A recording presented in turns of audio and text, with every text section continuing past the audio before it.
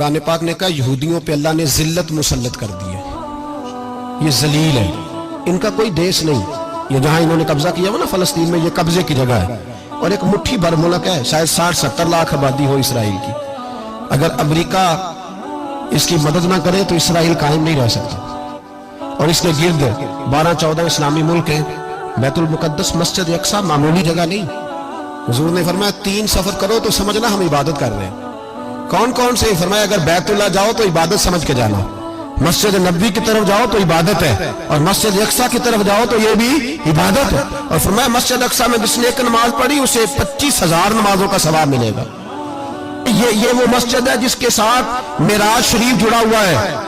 قرآن پاک نے کہا کہ اس مسجد میں سبحان اللہ اسریٰ بعبدہ لیلا من المسجد الحرام الی المسجد الاقصی،